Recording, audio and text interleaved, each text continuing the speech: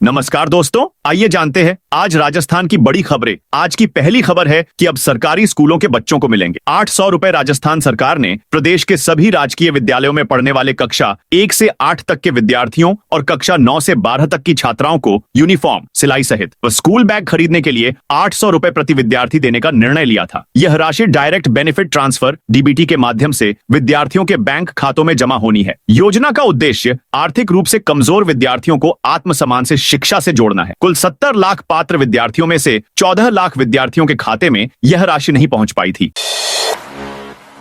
भारी बारिश के बीच अजमेर के स्कूलों में छुट्टी घोषित। अजमेर जिले में लगातार हो रही बारिश और जलभराव की स्थिति को देखते हुए सभी सरकारी और निजी स्कूलों में शुक्रवार को अवकाश घोषित कर दिया गया है। गुरुवार रात करीब 8 बजे से बारिश का सिलसिला शुरू हुआ, जो शुक्रवार सुबह तक जारी रहा। जिले में भारी बारिश को देखते हुए कलेक्टर लोकबंधु ने सभी स्कूलों में एक दिन का अवकाश घोषित किया है। उन्होंने स्कूल प्रशासन को निर्देश दिए हैं कि यदि बच्चे स्कूल पहुंच भी गए हों तो उन्हें सुरक्षित घर पहुंचाने की समुचित व्यवस्था की जाए।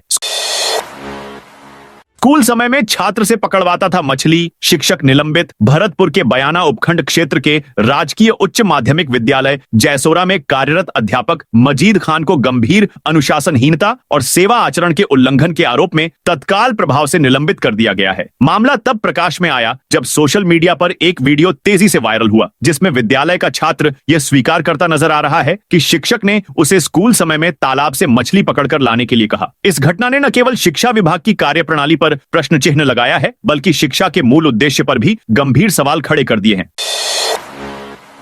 बुजुर्गों के लिए निशुल्क तीर्थ यात्रा के लिए आवेदन शुरू। राजस्थान में वरिष्ठ नागरिक तीर्थ यात्रा के आवेदन आज से शुरू कर दिए गए हैं। इसके ऑनलाइन आवेदन करने होंगे। इस बार राज्य सरकार कुल 56,000 तीर्थ यात्रियों को यात्रा कराने जा रही है। यात्रियों को ट्रेन के साथ हवाई जहाज से भी यात्रा कराई जा रही है। सूची में 15 तीर्थ स्थल शामिल किए गए हैं। देवस्थान आयुक्त कन्हैयालाल स्वामी ने बताया कि देवस्थान विभाग की ओर से कराई जाने वाली वरिष्ठ नागरिक तीर्थ यात्रा के लिए आवेदन देवस्थान विभाग की वेबसाइट से किए जा सकेंगे। यात्रा में आवेदन करने की आखिरी तारीख 10 अगस्त रखी गई है। इस बार ट्रेन से 50,000 व हवाई जहाज से 6,000 यात्रियों को तीर्थ यात्रा कराई जाएगी। इस बार साधारण कोच की जगह थर्ड एसी कोच किया है। पहले सिर्फ 35,000 वरिष्ठ नागरिक ही ट्रेन और हवाई मार्ग से यात्रा कर पाते थे। इस बार यह संख्या बढ़ाकर 56,000 कर दी गई है। स्वच्छ सर्वेक्षण की लिस्ट में जयपुर की लंबी छलांग। राजस्थान की राजधानी जयपुर में रहने वालों के लिए खुशखबरी है। देश भर में चलने वाले स्वच्छ सर्वेक्षण 2024 से 25 में पहली बार जयपुर को भारत के टॉप 20 सबसे साफ शहरों की लिस्ट में जगह मिली है। 10 लाख से ज्यादा आबादी वाले शहरों में जयपुर नगर निगम ग्रेटर को 16वां और जयपुर हेरिटेज को 20वां स्थान मिला है। ये बदलाव पिछले साल के मुकाबले जबरदस्त है, क्योंकि 2023 में इनकी रैंकिंग 173 और 171 थी। राजस्थान के 17 जिलों में आज भी भारी बारिश का अलर्ट जारी। राजस्थान के कई जिलों में बारिश का दौर जारी है। पूर्वी राजस्थान में मानसून सक्रिय है। इसके असर से शुक्रवार को कोटा, अजमेर व जोधपुर संभाग के 17 जिलों में मौसम केंद्र ने अति भारी बारिश का अलर्ट जारी किया है। मौसम केंद्र के अनुसार जोधपुर, बीकानेर व अजमेर संभाग में 19 जुलाई को कहीं कहीं भारी बारिश व शेष भागों में हल्के से मध्यम बारिश होने की आशंका है। राज्य में 20 जुलाई से भारी बारिश की गतिविधियों में कमी दर्ज होने की संभावना है। मौसम विभाग आगामी 2-3 दिन के लिए अलर्ट जारी करते हुए बताया कि इस दौरान आकाशीय बिजली गिरने की प्रबल संभावना है। ऐसे में लोगों से मौसम खराब होने के दौरान सावधानी बरतने की अपील की है। साथ ही नदी नालों से दूरी बनाए रखने की बात कही है। रेगिस्तानी में नदी आई तो नाचने लगे महिलाएं। ग्रामीण राजस्थान में लगातार बारिश के बाद रेगिस्तान में सूखी पड़ी लूनी नदी में भी पानी आ गया है। गुरुवार को अजमेर और जोधपुर से होते हुए ये नदी बालोतरा के रेगिस्तानी इलाके में पहुंची तो महिलाएं और पुरुष नाचने लगे। लूनी नदी के आने की खुशी में ढोल थाली बजाई गई। इसके साथ नदी में चुनरी ओढ़ाकर पूजा अर्चना की गई। 11 साल में 7वीं बार ये नदी उफान पर आई है। दरअसल 5 साल में लगातार तीसरी बार लूनी नदी उफान पर आई है। लगातार तीसरे साल जब इस नदी में पानी आया तो नदी किनारे बसे गांवों में सूर्योदय के साथ ही बहाव जैसे जैसे आगे बढ़ा, वहां पहले से ही ग्रामीण महिलाएं, पुरुष व युवा उत्साह के साथ इंतजार करते नजर आए। हीरापुरा बस टर्मिनल से संचालन पर विवाद। परिवहन विभाग 1 अगस्त से हीरापुरा बस टर्मिनल शुरू करने की तैयारी कर रहा है। इसके लिए विभाग अजमेर रोड जाने वाली निजी बसों का संचालन भी हीरापुरा बस टर्मिनल से शुरू कर रहा है। विभाग के इस निर्णय के विरोध में गुरुवार को निजी बस ऑपरेटर्स आ गए। ओएनएल Rajasthan contract carriage bus operators association Jaipur की बैठक आयोजित हुई। इसमें सभी बस ऑपरेटर्स ने हीरापुरा बस टर्मिनल से संचालन शुरू नहीं करने का निर्णय लिया। आरटीई नियमों में बड़ा बदलाव। आरटीई नियमों में बड़ा बदलाव। शैक्षिक सत्र 2025 से 26 के लिए राज्य सरकार ने आरटीई नियमन और शुल्क एवं अनिवार्य शिक्षा का अधिकार अधिनियम के तहत निजी स्कूलों में प्रवेश को सीमित करते हुए बड़ा फैसला लिया है। अब आरटीई के तहत निःशुल्क प्रवेश केवल PP3 पूर्व प्राथमिक कक्षा यूकेजी और कक्षा 1 में ही दिए जा सकेंगे। पूर्व प्राथमिक स्तर की अन्य कक्षाओं जैसे PP1, PP2 यानी LKG और 1 में ही दिए जा सकेंगे। यूकेजी 2 में अब फीस पुनर्भरण नहीं किया जाएगा। माध्यमिक शिक्षा निदेशक सीताराम जाट ने सभी जिला शिक्षा अधिकारी प्रारंभिक एवं माध्यमिक को निर्देश जारी कर कहा है कि अपने क्षेत्र के सभी निजी शिक्षण संस्थानों को सूचित करें कि वे केवल PP3 और कक्षा 1 में ही आरटीई के तहत प्रवेश सुनिश्चित करें। पूर्व प्राथमिक कक्षाओं में पुनर्भरण की अनुमति नहीं है, इसे स्पष्ट रूप से समझाया जाए। राजस्थान में 24,000 से अधिक पदों पर निकली भर्ती। राजस्थान कर्मचारी चयन बोर्ड ने गुरुवार को 12,313 पदों पर भर्ती का नोटिफिकेशन जारी किया है। इनमें से 7,759 पदों पर तृतीय श्रेणी शिक्षक भर्ती के शामिल हैं। कर्मचारी चयन बोर्ड के अध्यक्ष आलोक राज ने बताया कि अध्यापक भर्ती के 7,759 पदों के अलावा संविदा आयुष अधिकारी के 153, PHID की संविदा भर्ती के 150, वनपाल भर्ती के 59, सर्वेयर भर्ती के 100-759, 43, कृषि पर्यवेक्षक भर्ती के 1,100, प्लाटून कमांडर भर्ती के 84 और वन रक्षक भर्ती के 483 पदों का नोटिफिकेशन जारी किया है। 10वीं और 12वीं बोर्ड पूरक परीक्षा का टाइम टेबल जारी। राजस्थान माध्यमिक शिक्षा बोर्ड अजमेर की ओर से 2025 की बोर्ड पूरक परीक्षाओं की घोषणा की गई है। इसके अनुसार माध्यमिक एवं माध्यमिक व्यावसायिक प्रवेशिका और विशेष योग्यजन पूरक परीक्षा के साथ ही उच्च माध्यमिक एवं उच्च माध्यमिक व्यावसायिक वरिष्ठ उपाध्याय और विशेष योग्यजन पूरक परीक्षा कार्यक्रम जारी कर दिया गया है। राजस्थान बोर्ड पूरक परीक्षा 6 अगस्त बुधवार से शुरू होकर 8 अगस्त तक 3 दिन चलेंगी। राजस्थान हाईकोर्ट मुख्य न्यायाधीश सहित 3 न्यायाधीशों को विदाई। आज राजस्थान हाईकोर्ट में हाल ही में न्यायिक प्रशासन में बड़ा फेरबदल हुआ है। मुख्य न्यायाधीश मनिंदर मोहन श्रीवास्तव, न्यायाधीश श्री चंद्रशेखर और न्यायाधीश अरुण मोंगा के स्थानांतरण के बाद शुक्रवार को जोधपुर में दोपहर 2:30 बजे विदाई समारोह रेफरेंस आयोजित किया जाएगा। इस आयोजन में हाई कोर्ट की जयपुर पीठ के न्यायाधीश वर्चुअल माध्यम से शामिल होंगे। मुख्य न्यायाधीश श्रीवास्तव को अब मद्रास हाई कोर्ट का मुख्य न्यायाधीश नियुक्त किया गया है, जबकि न्यायाधीश श्री चंद्रशेखर को बॉम्बे हाई कोर्ट और न्यायाधीश अरुण मोंगा को दिल्ली हाई कोर्ट में स्थानांतरित किया गया है। इन तीनों न्यायाधीशों की राजस्थान हाई कोर्ट में सेवाओं को लेकर रेफरेंस में सम्मान के साथ विदाई दी जाएगी। ऊंट पालकों ने पशुपालन विभाग का किया घेराव। जैसलमेर के ऊंट पालकों को पिछले 5 महीनों से उष्ट संरक्षण योजना का फायदा नहीं मिला है। अनुदान के लिए ऊंट पालक पशुपालन विभाग के चक्कर लगा रहे हैं, मगर उनकी सुनवाई नहीं हो रही है। ऊंट पालकों ने नोडल अधिकारी पर लापरवाही के आरोप लगाते हुए पशुपालन विभाग का घेराव कर अधिकारियों को ज्ञापन सौंपकर जल्द से जल्द अनुदान की राशि देने की मांग। पशुपालक सुमेर सिंह सांवता ने बताया, यदि समय रहते अनुदान की राशि नहीं मिली तो वे अपने ऊंट लेकर कलेक्टर ऑफिस में छोड़ देंगे। राजस्थान में यहां बिछ रही 3,085 करोड़ से नई रेल लाइन। उत्तर पश्चिम रेलवे के जोधपुर मंडल के महत्वपूर्ण लूनी जालोर भीलडी सेक्शन में रेल लाइन के दोहरीकरण कार्य ने अब गति पकड़ ली है। रेलवे के निर्माण विभाग की ओर से कुल 272 किलोमीटर लंबे इस रेल मार्ग के रेल दोहरीकरण के प्रथम चरण में 48 किलोमीटर हिस्से का काम इस साल के अंत तक पूरा करने की कार्य योजना निर्धारित की गई है। जोधपुर मंडल रेल प्रबंधक अनुराग त्रिपाठी ने बताया कि केंद्र सरकार की ओर से 2024 में स्वीकृत इस अत्यंत महत्वाकांक्षी परियोजना के क्रियान्वयन के तहत रेलवे के निर्माण विभाग द्वारा एक साथ 3 चरणों में कार्य शुरू किया जा चुका है। दोहरीकरण के साथ ही दोहरी लाइन के विद्युतीकरण के निर्देश भी दिए गए हैं। उन्होंने बताया कि इसके तहत लूनी समदड़ी बिशनगढ़ मारवाड़ कोरी तथा मारवाड़ कोरी से भीलड़ी रेलखंडों में चरणबद्ध तरीके से परियोजना का कार्य निष्पादन किया जाएगा। केंद्र सरकार ने परियोजना के कुल बजट 3,085 करोड़ 85 लाख 500 करोड़ रुपए में से वर्ष 2025 से 2026 के लिए 447 करोड़ रुपए का बजट जारी किया है।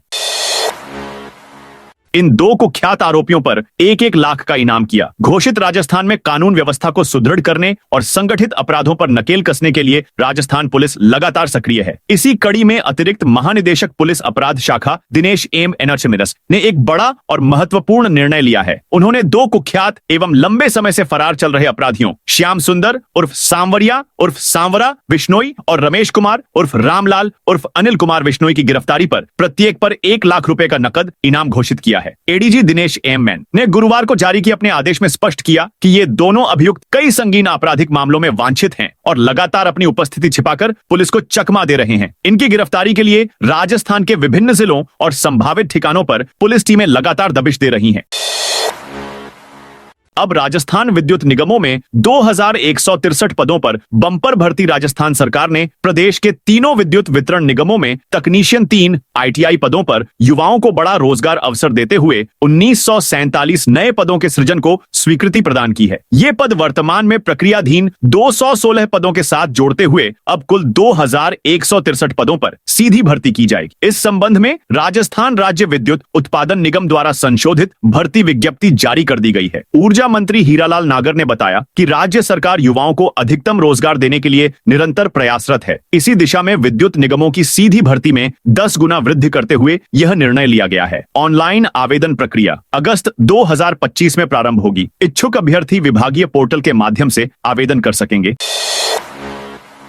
राजस्थान के ये 16 शहर बनेंगे स्मार्ट क्लीन ग्रीन हब। केंद्र की स्मार्ट सिटी योजना की तर्ज पर पुष्कर सहित प्रदेश के 16 शहर क्लीन, ग्रीन एवं इको शहर के रूप में विकसित होंगे। धार्मिक एवं पर्यटन के लिहाज अहमियत वाले शहर के लिए खास योजना तैयार की जा रही है। मुख्यमंत्री बजट घोषणा वर्ष 2025 से 26 के तहत स्वीकृत कार्य इस योजना में शामिल किए जाएंगे। स्वायत्त शासन विभाग के प्रमुख शासन सचिव ने योजना क्रियान्वित को लेकर सूचीबद्ध किए गए शहरों से संबंधित जिला कलेक्टर की अध्यक्षता में कमेटी का गठन कर दिया है। योजना के तहत RUIDP की ओर से जिला कलेक्टर को भेजे गए पत्र में स्मार्ट सिटी प्रस्ताव में कार्य करवाने के लिए 16 शहरों में पुष्कर को प्रमुखता देते हुए इस स्मार्ट क्लीन और ग्रीन इको सिटी के रूप में विकसित करने के लिए जानकारी मांगी है। सांवलिया सेठ के दर्शन करने जा रहे श्रद्धालुओं के कार का भीषण हादसा, 4 की मौत। राजस्थान में अजमेर जयपुर हाईवे पर एक भीषण सड़क हादसे में 4 युवकों की मौत हो गई है। हादसा इतना भयावह था कि 3 युवकों की मौत मौके पर ही घटना के बाद हो गई, जबकि एक युवक की मौत इलाज के दौरान हुई। साथ ही एक व्यक्ति गंभीर रूप से घायल है। बताया जा रहा है कि कार सवार श्रद्धालु सांवलिया सेठ के दर्शन करने के लिए जा रहे थे। यह घटना हाईवे पर बुधवार 16 जुलाई देर रात हुई है। बताया जा रहा है कि जिन युवकों की मौत हुई है वह सभी एक ही गांव के रहने वाले थे। अजमेर से ब्यावर की तरफ जा रही कार अनियंत्रित होकर डिवाइडर को पार कर गई। इसके बाद दूसरी तरफ से आ रही गाड़ी से जा भिड़ी। इस वजह से गाड़ी के परखच्चे उड़ गए। रविंद्र भाटी बोले, अल्पसंख्यक अपने असली दुश्मनों को पहचाने। जैसलमेर के बासनपीर में छतरी विवाद के चलते प्रशासन ने धारा 163 लगा दी है। अब यहां एक जगह पर 5 या उससे ज्यादा लोग नहीं जुट सकते। इधर बायतू से कांग्रेस विधायक हरीश चौधरी ने जैसलमेर कलेक्टर से 19 जुलाई को बासनपीर में गांधीराम धुन सर्वधर्म प्रार्थना के लिए अनुमति मांगी है। इस पर शिव विधायक रविंद्र सिंह भाटी का बयान सामने आया है। उन्होंने कहा कि मैंने प्रशासन से बात की, कहा इनको जाने दो ताकि इनकी हकीकत लोगों को पता लगे। यह पता लगे कि दुकान नफरत की है या तमाम दूसरे चीजों की।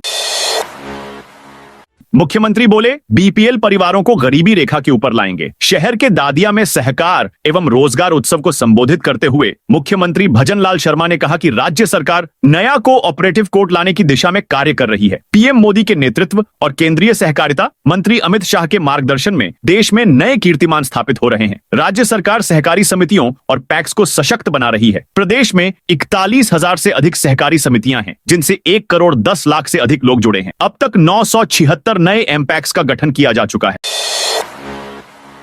काउंसलिंग के बिना ही शिक्षकों को मिलेगी posting. Mahatma Gandhi English medium स्कूलों में चयनित शिक्षकों के पदस्थापन के बाद सरप्लस हुए शिक्षकों के समायोजन की तैयारी शुरू हो गई है। प्रदेश में 4,800 और बीकानेर जिले में करीब 150 सरप्लस शिक्षकों को अब हिंदी मीडियम स्कूलों के रिक्त पदों पर पोस्टिंग दी जाएगी। गाइडलाइन के मुताबिक सरप्लस शिक्षकों का समायोजन पास के स्कूल में किया जाएगा। पिछली बार की तरह इस बार भी सरप्लस शिक्षकों का पदस्थापन बिना काउंसलिंग के ही किया जाएगा। माध्यमिक शिक्षा निदेशक सीताराम जाट में सरप्लस शिक्षकों के पदस्थापन के लिए 15 बिंदुओं की गाइडलाइन जारी की है। अधिशेष शिक्षकों व कार्मिकों का समायोजन रिक्त पदों पर ही किया जाएगा। यदि इस स्कूल में पद रिक्त है तो पहली प्राथमिकता वहीं दी जाएगी। उसके बाद उसी ग्राम पंचायत या ब्लॉक के स्कूल में रिक्त पद पर संबंधित अभिशेष शिक्षक का समायोजन किया जाएगा। दुबई फ्लाइटों का शेड्यूल तीसरे दिन भी गड़बड़ाया। एयरपोर्ट पर गुरुवार को भी दुबई की इंटरनेशनल फ्लाइट्स का शेड्यूल गड़बड़ा गया। एयर इंडिया एक्सप्रेस की फ्लाइट को जहां ऐन वक्त पर रद्द कर दिया गया, वहीं स्पाइसजेट की फ्लाइट लगातार तीसरे दिन 4 घंटे लेट रवाना हुई। एयर इंडिया एक्सप्रेस की फ्लाइट IX 195 सुबह 5:55 पर जयपुर से दुबई रवाना होना था। सुबह 4 बजे 180 यात्री पहुंच गए थे, लेकिन एयरलाइंस ने ऐन वक्त पर संचालन कारणों का हवाला देकर फ्लाइट रद्द कर दी। उधर फ्लाइट बुधवार रात 12:45 पर फ्लाइट IX 196 को दुबई से जयपुर आना था, लेकिन तकनीकी कारणों से रद्द कर दी गई। एसआई भर्ती 2021 में आज भी हाईकोर्ट में कैमरा प्रोसीडिंग के जरिए सुनवाई हुई। जस्टिस समीर जैन की अदालत में सरकार ने कहा, कैमरा प्रोसीडिंग के बाद भी मीडिया में खबरें आ रही हैं, इस पर रोक लगाई जानी चाहिए। इस पर अदालत ने कहा, यह जनहित से जुड़ा मामला है, हम मीडिया पर पाबंदी नहीं लगा सकते हैं। इससे पहले आज RPSSC की ओर से वकील मिर्जा फैजल बैग ने बहस की। अदालत के पूछने पर RPSSC के वकील ने भर्ती और सदस्यों की नियुक्ति का पूरा प्रोसेस बताया।